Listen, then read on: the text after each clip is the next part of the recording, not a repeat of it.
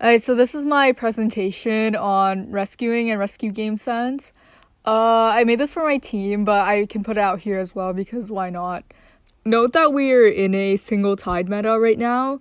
I know this sounds weird because we were like triple tied during COA 5, but yeah, we're single tied now. This means the meta favors longer kites and also support, so you want things like you want flywheel or broken windows on most of your characters basically because you want longer kites to happen. So the situation is that like the ideal team comp only has tide on one person, and that's the main rescue. And every team should have like a rescuer. I think this was like true basically always. And the first rescue should almost always happen with tide. So you're gonna have the main rescuer go and like do the first rescue, and then the rest of it depends on like support basically. So in terms of who this main rescuer should be, we're gonna split it into primary rescuers and secondary rescuers. Primary rescuers should be the single tide on the team, and their most important trait is being stable. That's to say that the hunter doesn't want to chase them. The hunter doesn't get anything out of chasing them because, for one, they decode slow, and this is true from all rescuers, and two, they just kite you a really long time, right? So these rescuers, they normally don't get chased. If they get chased, it's more detrimental to the hunter, which means that they're always going to be available to make the rescue with tide. So firstly, there's Merc, and you really want Merc. He's the best rescuer out of all of them. You should generally take Merc if he's available, like if he's not banned. There's not a lot of reason why you wouldn't take Merc over other rescuers. I think everyone just like understands why Merc is good, so I won't talk about that too much. First officer, also very solid. He's probably the best backup if Merc is banned. He can be a good rescue against heavy camp hunters like Bon, and he, like Merc, he also has like a damage delay ability, although it's not as good as Merc's. Also, he has that trait of just being unchaseable. Not a lot of hunters can chase him. Only Anne can chase him for sure, and maybe Patroller Dream Witch. Maybe Nightwatch if he's not in a good area, but yeah, overall, he's very solid. Gravekeeper, this one is a bit iffy because he's technically chaseable by a lot of hunters, but I would say that Gravekeeper is pretty good as well. If you pre-drop the pallets, you can like kite really long time if you get chased, like with your 2 shovels. He also decodes faster than the previous 2 rescuers, which is nice, and if you're good with rescues, you probably won't fail rescues with Gravekeeper. Wildling, I would say like Wildling, like he isn't that good with his rescue and support, yes, but he is a good rescuer just because he's stable, like just because he's just that unchaseable. Like you don't want to chase Wildling, he can outrun most hunters, so he's good for sell strategies, like when you want to sell for a tie, because even if he gets found, it's just very hard for the hunter to force him to rescue. And he's also good for one escape strategies for a similar reason. Forward, I would say he can bring tide. He can be the only tide, but I wouldn't recommend this. I think forward is much better as a harasser than rescuer. For one, because his rescue is like less stable than all of the others, and because he is very chaseable, as in a lot of hunters can chase him, and a lot of hunters will chase him if they have Blink, because they just don't want to deal with his harass later on in the game. So like even if he decodes slow, his harass is just like very valuable if you leave him alone, which is why a lot of them will like chase him or at least try to like get a lot of the football out. So forward, he can bring tide and he can rescue, but I would say forward is much better with flywheel because it enhances his harass capabilities, and it's also better to just have like a secondary rescuer like Patient or something bring tide instead. So Patient will be the single tide on the team and forward will bring flywheel. This way forward is able to like rescue in case the tide, like the person with tide gets chased, and he can also support a rebound. Secondary rescues, these are mostly support characters. They usually won't bring tide. Sometimes they bring tide, but most of the time they don't because they are also chaseable. Also, they typically don't make first rescue. They'll be the second rescue because they have abilities that help them rescue safely or help them support rebound. So, the first one is like Patient and Toy Merchant. We call them Trompe in Chinese, and They're just really solid because they both have abilities that can help them transition to the chair for free. So Patient is probably the best secondary rescue out of all of them. He's kind of like a mini Merc in the sense that can technically be chased, but you don't get anything out of chasing him because he doesn't have that much support value. And also because like with his 3 hooks, he just makes a lot of distance and he can almost guarantee a 3 cipher kite against a lot of hunters. So Patient is very solid. He also decodes faster than Merc. Like, obviously having Merc is still better, but Patient can actually bring Tide, especially as I said earlier, if you have a forward on the team, you want Patient, Tide on Patient. Toy Merchant can also bring Tide, although it's less solid than Patient is, and like those two are just very solid transition kiters and very good for secondary rescue. Aeroplanus as well. I don't exactly know how meta he is. He doesn't seem to be as good as the former two, but he also has a transitional ability and he can be a secondary rescue. Next is Coordinator.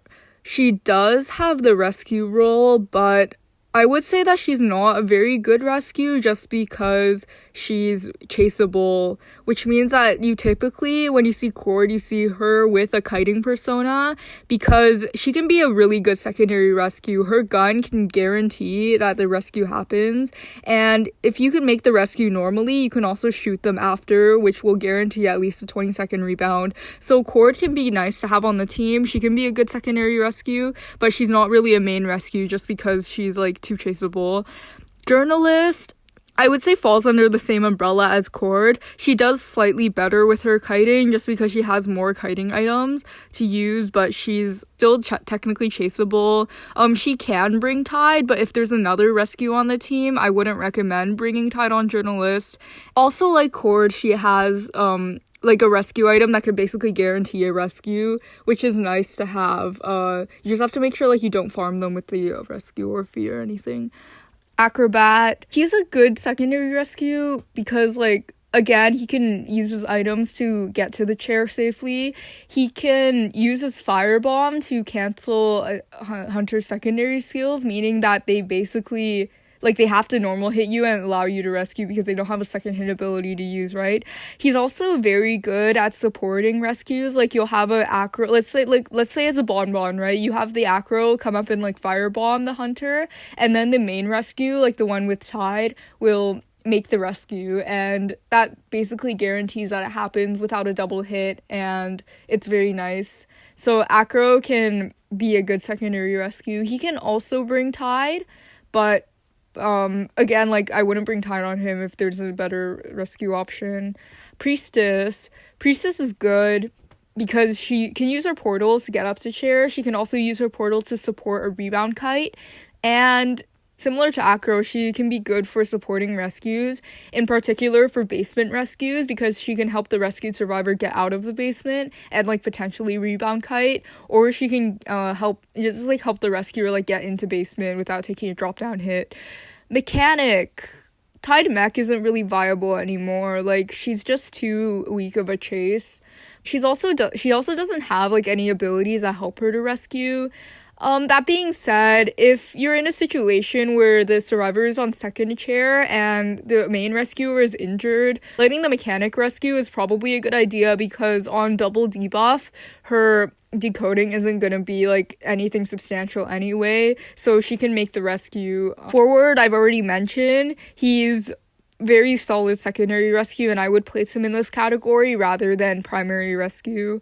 Embalmer technically counts, so if you have their appearance, they're on second chair, and the decoding is enough for that, you should definitely like embalm your teammate across the map, and that would like help them a lot. And I'm also including anyone who can support a rebound, so this is harassers such as Prospector, Antiquarian. Like, all of those are good because after making the rescue, they can help the chaired survivor even if they don't have Tide. So, okay, now, what if your rescuer gets chased? Well, first of all, if the hunter is, like, experienced, if the hunter knows what they're doing, they're probably not going to chase the rescuer and commit to the rescuer because that's a waste of their time. Like, they're not going to benefit off of it.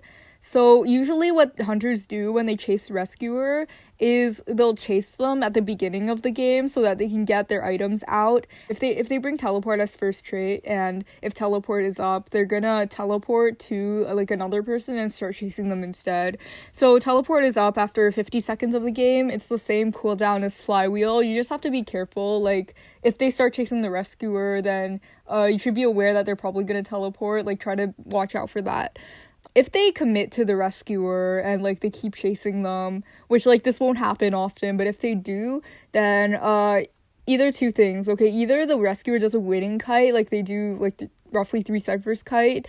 The best secondary rescuer will rescue, and they'll typically like support a rebound for them so that they have enough time to make it to pop.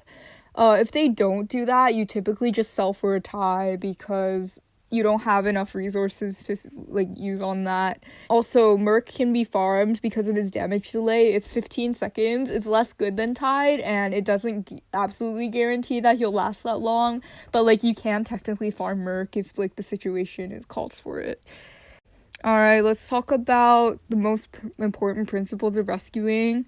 These are not super rigid rules, but they're generally good to follow. Okay, number 1, don't rescue super early. You want to rescue as close to 49% or as close to 99% as you can. And the reason we do this is because it lets them sit on chair for longer, which means that the hunter has to spend more time camping the chair, which means that you can decode safely. Like 2 of your teammates will be decoding for that whole time, and you don't need the person on chair to be kiting in order to buy that amount of time. So it's basically you get free decoding time if you wait longer to rescue. This is what it looks like right before half.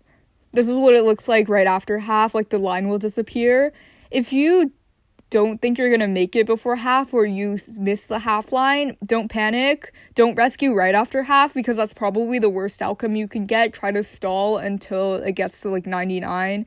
Okay, so what you want to do is you typically want to start transitioning to the chair at 30 to 40%. Like you'll be within the tinnitus range, and you'll like reveal yourself and transition to the chair when it hits 30 to 40%, depending on whether or not you use an item and like who the hunter is.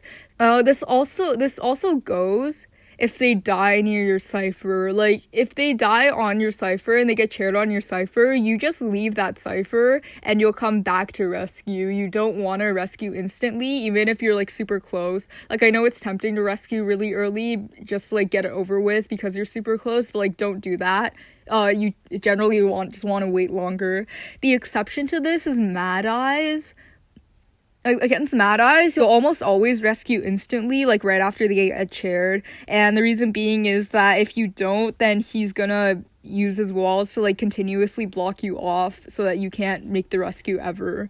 So it's better to instant rescue against Mad Eyes. Against every other hunter, it's better to wait longer. Number 2, go in early. Like leave your cipher as soon as your teammate goes down. They'll get this red highlight so you know where they are. Like start running towards them when they go down. And this might seem to contradict what I literally just said, like don't rescue early. Yeah, you're not going to make the rescue right away, but you're going to like leave your cipher and be in the area so that you are ready to rescue. And the reason why is because if the hunter is experienced, they know how to look at shaking ciphers. They might know where you spawned. Like they'll just know where you're coming to rescue from. Especially if your cipher stops shaking, like when you leave to rescue, like they'll know where you're coming from.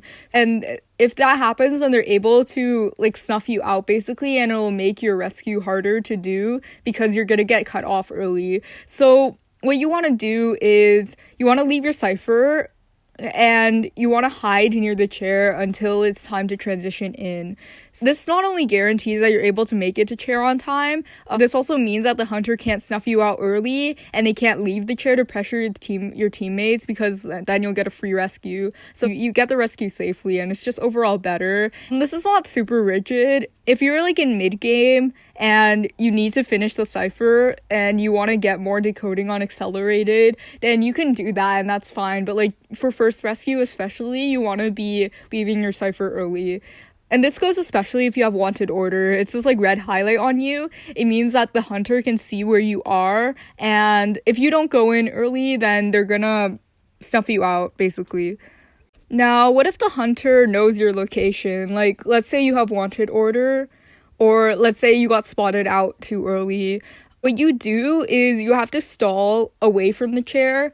Like, not a lot of chairs will have good kiting areas within its immediate vicinity. Like, normally the hunter will walk too far from the chair because they're scared of a backdoor rescue, and also because if you have items, like if you have hooks or if you have elbow pads, they know that you'll be able to elbow pad past them and get a free rescue. So you stall until it's close to the half line, then you start running in.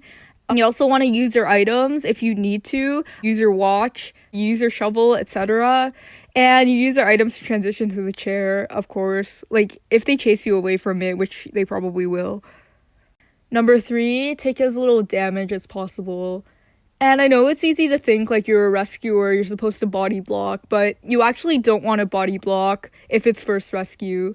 If it's any rescue after that, like if you don't have tide, then you're expected to take 1 hit for them, but otherwise you want to make the first rescue with tide, and in an ideal situation, you'll make it for free, meaning that you take no damage whatsoever doing it. The reason why is because for one, you won't have to spend time being healed after, so it's actually more efficient. Like, unless you can guarantee that your teammate is able to kite until the cipher is primed, you're gonna have to spend time, like, healing and resetting, and that's gonna take 2 people to do, so you and another teammate will have to spend time, like, meeting each other and not decoding, and that's actually less efficient for you, so you don't wanna have to be healed, you don't want to take damage. Number 2, tide lasts long enough anyway. Like, if you get hit 1 second into when tide starts versus when you get hit 20 seconds in, it's basically the same thing, because that's still 20 seconds that the hunter has to stay on one person and isn't able to do other things.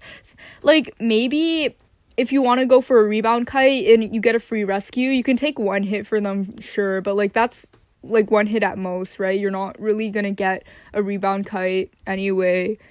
Also, you're going to be able to rescue again, and that's really good because that means that your teammates, like your other 2 teammates, can stay out where their ciphers are, and they won't have to spend time switching places with them, which is actually, like, again, it's more decoding efficient. You can make the rescue again, and also as rescuer, you're probably more suited to make the rescue, so that's generally better if you can stay at full health to make the rescue again. And typically you will take 1 hit, that's like expected when you make a rescue, but no matter what happens, like, don't get double hit. Like, a good rescue is when you can make it on time and you don't get double hit. You want to run in the opposite direction of your teammate after rescuing, and if the hunter tries to go for you instead, just like use your item to get away, like use an elbow pad. It's really not worth it to get double downed. The exception to this is against Clerk. Against Clerk, you just really need to keep everyone alive until endgame. So against Clerk, it's okay to body block 2 hits, just so that, like, a kite can happen, because it's not really a priority to cipher rush against Clerk. Staying at the back of basement. Okay, so you know that thing hunters do where they wait at the top of basement for both people to run out and they try to get a drop down hit, which is like a no recovery hit, and then they try to hit the other person as well so that they get a double down? Yeah, you don't want to risk that, so there's actually a better way to avoid it, and it's staying at the back of basement while the other person runs out. If you're in basement, you're probably not going to get a rebound kite unless you, like, use a lot of items, because it's just, like, designed to not be good to rebound from. So your goal isn't a rebound kite, you just want the rescued survivor to run out of basement on tide, and you stay at the basement, and the take as little damage rule still applies. You don't want to take damage. You don't want to get a double down. So, and you can do this against pretty much everyone other than Dreamwitch and Naiad. Naiad, you can do it if she didn't water off the entire basement. Like, if there's a spot in the basement that's not watered off, you can do that against Naiad, but typically it'll all be watered off. If you even bother to rescue basement against Naiad in the first place, like, normally you sell. But yeah, Dreamwitch and Naiad, you're just gonna have to, like, use an item to get out, basically. Some hunters will try to ability hit you on their way out. You just have to dodge those. And you don't have to stay there until, like, your heartbeat disappears, for example, because what the hunter might do is they'll see where the rescued survivor is running and then they'll go back to hit you, so you don't want that. So you just have to, like, follow the hunter out. Like, once the hunter is out of basement, you can, like, go out, and, like, they typically won't go after you. And obviously don't do this without tide. You don't want to get shared basement either. Don't do it without Tide. Actually, you shouldn't even be rescuing basement without Tide unless the cipher is like primed. But yeah. How to make the rescue. I think this largely just comes down to the first step, honestly. Like, this is why a lot of rescuers have items that equip them to do this. Like, you want to get to the chair safely, because if you do that, then there's very little the hunter can do to stop you from rescuing. I guess if you're a bonbon or, like, a fully fed sculptor, it's different, but, like, for the most part, the hunter won't be able to do much if you can get right up to the chair, like, within the range to rescue. So you don't always have to use an item, especially if the hunter doesn't have a lot of mobility, but you don't want to be too conservative with them. So if you absolutely need the rescue to happen, like let's say your teammate did a 3 cipher kite, and if you aren't a rescue character making the rescue and you get spotted out, what you can do is you flywheel to the chair, as in like when the hunter swings at you, you use your flywheel, and that actually gets you a lot of distance. If the hunter swings at you, you can also juke backwards a little so that they whiff the hit, and it'll generally buy you more distance. Step 2, you dodge the ability hit. Basically, a lot of hunters will have like secondary hit abilities where they can do damage on you without triggering attack recovery. So a lot of these, you just have to dodge them pretty much. You transition in slightly earlier against these hunters than against other hunters, just like so that you have time to bait it out. You bait it by pretending to go in for the rescue, and once you get the ability hit out, then you can pretty much make the rescue safely because the ability goes on cooldown and they have to basic hit you. Step 3, baiting the normal hit. This is pretty much like a big mind game on its own.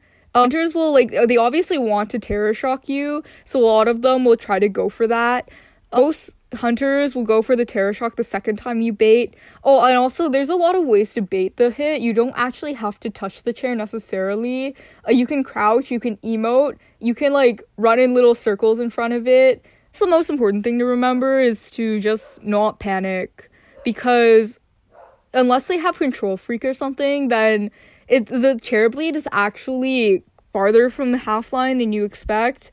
Most of the time, even though it looks like it's close, you'll have time to bait the hit and go for that. And a lot of hunters will actually take advantage of the panic and try to terror shock you then. So, don't fall for that. It's really not worth it. That could also be a good time to bait by, actually touching the chair, because they'll probably swing at you then, and then you can make the rescue normally. If the hunter refuses to hit you, then you can just take the free rescue, and that's actually good for you. If it's later on in the game and the hunter wants a farm, what you need to do is you need to actually bait that, because what happens is even if they don't swing at you specifically and they're not trying to hit you, they'll swing in general, because otherwise you'll have time to potentially body block for the rescue survivor when they get off chair if they don't swing immediately. You can also just make the rescue right after getting to chair, and this is part of the mind game, but you have to be careful with this. A lot of hunters will try to get the ability hit on you first before you make the rescue. So what you can actually do is elbow pad to the chair and just rescue. This applies to bonbon, this applies to sculptor. You have to be careful though, because if you get chipped out of your rescue animation, then there's actually a short time period where you can't rescue, and you basically took the chip and you still didn't get the rescue off, so that's bad. Against Dream Witch and Mad Eyes, because a lot of the time they'll be on something else, Mad Eyes will be on his console and Dream Witch will be on another follower, and they'll be inactive at chair. So I would say against them, you try to bait once, because sometimes they're trying to make you think that they're not there, and they'll try to terror shock you. Forward stun rescues, and this is also applicable to Priestess at some chairs. This is basically where you stun the hunter through the chairing animation, and then you can get a free save. And you do it through the chairing animation just to be safe, because otherwise they can dodge it. So this will be an instant save, so obviously you don't do it on every single rescue. I would say there's 3 main scenarios where you do it. One, where the kite is really bad and you need to preserve your own health. That's where you stun rescue and hopefully go for a rebound kite. Number 2, if there's a heavy camp hunter, if it's a bonbon or a fully fed sculptor, it might be the safest to just do a stun rescue. 3, if you're in a situation where no one can rescue normally, if everyone is on half health, but you need the rescue to happen because the cipher is almost primed or something, you're going to do a stun rescue. This is what you do if the hunter has patroller and they use it on you when you're rescuing. Most of the time, this will be a dream witch because that's like the only hunter that patroller is still viable on. And most of the time, it's just used to pressure the rescuer to either rescue after half or to get terror shocked because obviously, like, patroller is going to slow you down a lot. It's going to stun you at the chair and it's going to make it harder for you to rescue. Your priority is still getting to the chair safely. Once you're right at the chair, most of the time the hunter won't drop a patroller on you because that means going through the patroller animation. And during that time, you can literally get the rescue for free and they don't want that. So ideally, you can use an item for this. Otherwise, what you can do is cancel the patroller bites. So if you're not familiar with how patroller works, the patroller will bite every 5 seconds. You can see in the top left corner where all your traits are, there will be like a little red dog thing. It'll bite at 15, 10, and 5. So if you like drop a pallet, if you vault something, when that happens, like exactly at the right timing, it'll cancel the patroller bite. You can also flywheel. You can use Antiquarian's jump. You can use Acro's jump, I believe. Like, there are a lot of ways to do it. And then during the time you have where you're not being stunned, you want to use that to transition to the chair. Once you're at the chair, I think it's a good idea to, like, bait the hit because most of the time the hunter will expect you to, like, panic and try to just make the rescue. So they'll hit you, like, especially if it's a dream witch because her camp is relatively mediocre. Otherwise, if they really want you to stall you to after half, like let's say the chair is something really close to being after half, they probably won't hit you. In that case, you can probably just make the rescue. A lot of the time, what they'll also do if they're dream witch is once you're at the chair, they'll pull out the patroller, like, with the follower, and they'll cancel it and try to chair shock you once you're in the rescue animation because you see them dropping the patroller. It's pretty obvious when they do that because if you're right at the chair, the patroller is not really going to benefit them because it won't be able to stall you for that long. There's also some instances where patroller is on, like, Naiad or Feaster, although it's less common. Against patroller Naiad, it's honestly really good for her camp. So what you need to do is you either use an item to rescue, like you have to immediately get up to the chair. Ideally, you can rescue early, which is often what happens against Naiad if you're not a character that's built for that. It could be a Gravekeeper. Gravekeeper is really good at countering Naiad's camp. And in most cases, the kiter will be able to get the patroller out during their first chase. If you're not really equipped to rescue against patroller Naiad, then I think the best situation is just to sell. Feaster, what you need to do is, again, you need to transition to the chair and basically spam the rescue button because otherwise you're going to get double hit. Feaster is one of the hunters that can't hit you after hitting you with his secondary ability because the backswing is too long. Okay, let's talk about that thing where you touch the chair repeatedly. This looks goofy. The reason why we do this is to stall the chair time because the chair time won't go up when you're touching it, and you typically do this if there's like one cipher left and you just want to get more decoding so that the kiter like doesn't have to kite as long, right? Normally you'll do this as full health merc or if there's someone else helping you on the rescue because like obviously you don't want to accidentally get terror shocked and then like you don't make the save entirely.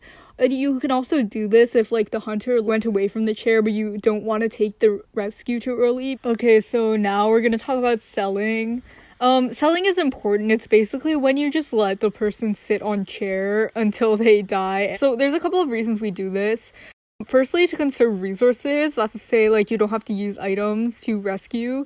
To stay at full health. Again, this saves time because then you don't have to be healed, and it also prevents snowballing. To avoid a rescue stuff, so sometimes you do this because it's basement, or it's like a bonbon or a fully fed sculptor, or like some hunter that's really difficult to rescue against. You don't want to risk getting stuffed or being unable to rescue or like getting double hit, so you're just gonna like sell entirely to avoid that. And also to not give the hunter presents because when you rescue you're expected to take a hit and the hunter will get presents off that, and if you feed them to full presents or something, let's say it's like a wax artist or a sculptor, they snowball really hard off getting their full presents. So if you avoid that, then like your next chase is a lot better. In most cases you'll have enough decoding to like basically guarantee a tie. Also, feeding tinnitus when you sell is really important so that the hunter has to stay there and camp and they can't can't go out and pressure your teammates. And while you could not feed tinnitus, that's really dangerous because then the hunter will be able to leave the chair freely and like chase your teammates who are probably worse kites, and then like you won't be able to make the rescue in time. So you can technically feed tinnitus as anyone as long as you can stay hidden well enough, but you're generally expected to do it as the rescuer because you know you're the slowest decoding and you're the one who's able to make the rescue in case you get found. You could have someone else do it if, let's say, you have wanted order as the rescuer, or if you're just like too far to make it to the chair. And when you feed tinnitus, you just hide near the chair within tinnitus range, and you'll know you're in range if you get a heartbeat. The hunter will also get a tinnitus mark to know that you're there. When you feed tinnitus, you don't want to go too close. Like, for example, if you're at if they're shared factory basement, you don't want to be right here because if the hunter is patrolling, they're just gonna find you, right? You want to be like far enough to not get snuffed out, but you want to be close enough to give tinnitus at the chairs. There's a lot of factors that go into deciding whether you should sell.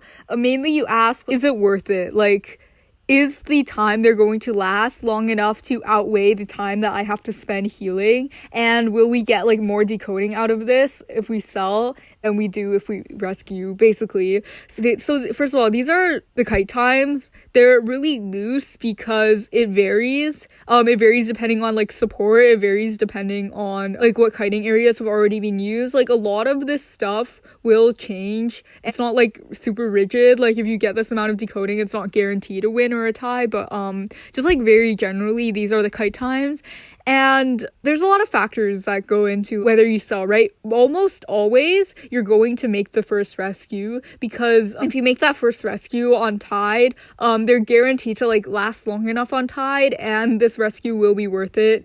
Even if they do like a really shitty kite, you don't want to like completely sell, right? You want to make that first rescue, and the second rescue will like largely depend. Like if you don't have enough decoding, I would say like enough decoding to win the game is if you have 2 or less ciphers left and you're both at over 50%, or like even less than that. Like I would say 30% once they're chaired, and then when it's time to rescue, maybe over 70 or like over 50. It just depends on how much support you get and like how many resources you have to do the kite. But like you aren't always going to rescue. You're only going to rescue if you have enough decoding to help them make it to prime, because otherwise it's better to just go for the tie anyway.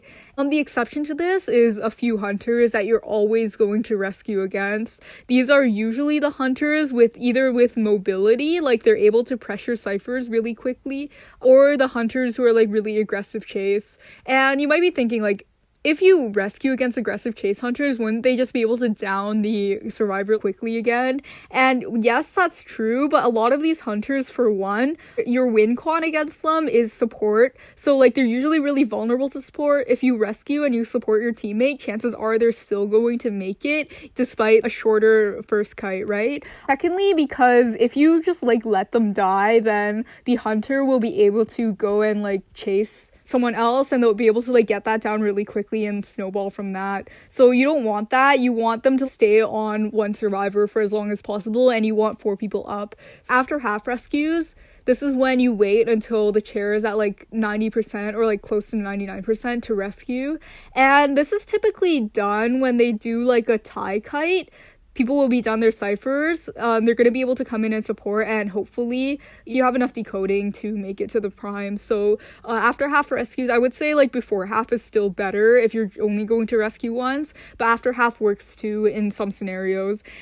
Let's talk about like the hunters that are better to sell against. As I've mentioned before, you don't want to give the hunter presents, so selling second rescue against sculptor or wax artist could be good. Bonbon as well. Bonbon is very difficult to rescue from, so you either sell him completely against him, you after half, or you make the first rescue, but usually you won't be able to make 2 whole rescues because the merc will take like 1 basic hit and 1 chip, and then he won't be able to rescue the next one safely. Basement is usually like you're still going to be able to rescue basement normally. You just have to use an elbow pad, or you have to use a watch or something like that for it. That's for first rescue though. So if they get chaired basement for like their second chair, you should generally sell this one because you don't have tide, so you're not going to be able to make it out of basement safely anyway. Like there's not going to be any form of rebound kite unless the cipher is almost primed.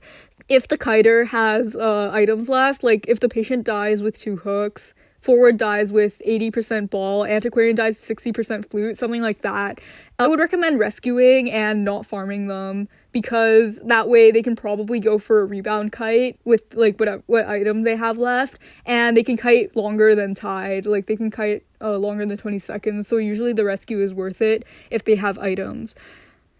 That's pretty much it. I hope you learned something because that was a lot of information. You don't have to memorize all of it right away. I would say once you start playing Rescuer and you do it more often, you're just going to get that kind of rescue game sense as long as you have a general idea of what you're doing.